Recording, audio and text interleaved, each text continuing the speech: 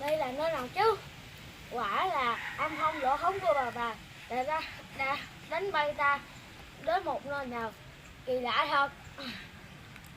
Thôi giờ để của ta không biết là sao rồi.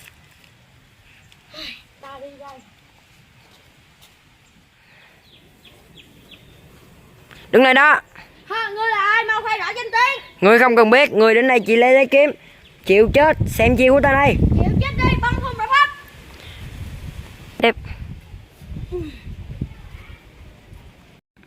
Đây là bảo bối gì đây? Ở trên đây có khắc tên dòng Trục Nguyệt kiếm. Ta sẽ test sức mạnh nó mới được. Hey, hey, hey, hey.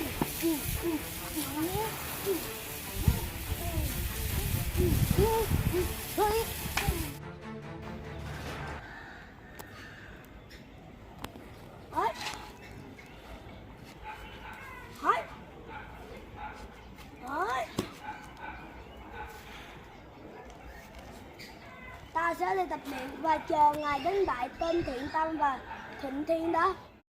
Ta đã học hết phép thuật sư phụ truyền lại. Chuyện. Giờ ta sẽ xuống núi tìm mẹ cha.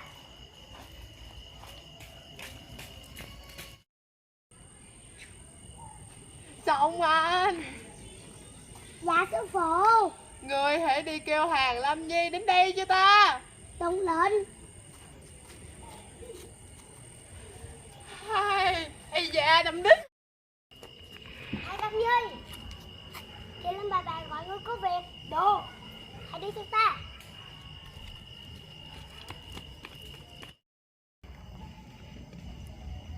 Đại ca.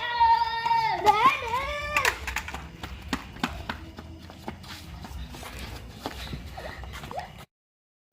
Mấy lâu nay để đi đâu? Để lên núi tầm sư học đạo.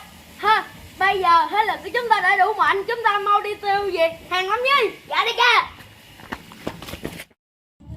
Ây da cái đích của ta. Bái kiếm của bà. Nhiệm vụ của bà giao cô đã hoàn thành. Ta thấy ấn đường của ngươi hơi đen tối, nên ta sẽ nhờ Song Anh đi bên cạnh để giúp đỡ ngươi. Dạ. Sắp tới đây ta phải dự hội bàn đào, không thể ở bên cạnh ngươi được, nên cái ngươi hãy đi đi. Đúng rồi. Đúng lệnh.